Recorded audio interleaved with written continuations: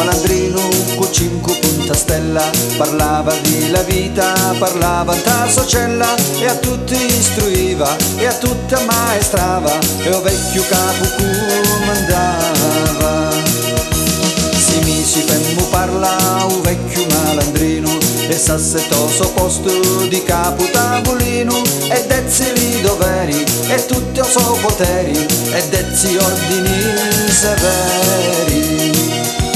E quando una sua voce alzava, cantava tutti coi suoi modi, parlava di una legge antica chiamata codici d'onori, e gli occhi sempre l'ascoltava e mi nutria coi suoi paroli, e chi di detti chi diceva gli tegni scritti in tasto cori, io l'ho scritto in tasto cori.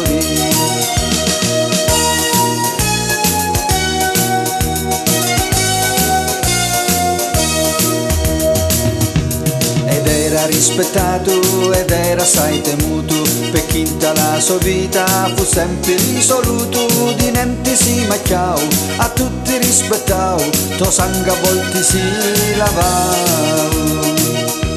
Poi quando alcune usciva e gli in libertà, mandava i suoi saluti a tutta la società, ci diceva che la socella brilla come una stella e illumina tutta la terra.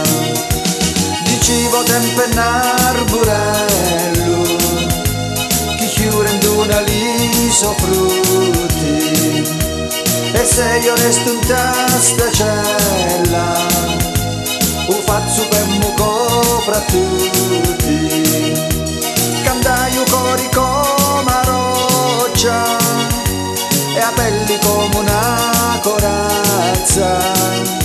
Se ho tempo mi invecchiao la vita, però non debbo i me braccia, però non debbo i me braccia. Vinta nostra cella, un uomo senza cori, chi macchiò d'infamia o codici d'onori, di notte l'affrontao, ta faccia incividao, prima e secondo zaccagnao. Così passarono l'anni, passarono con rigori, e sempre ti diceva che canesce quando moro, l'anni su pesanti, e dai affari tanti, hanno a passare più di 20 anni.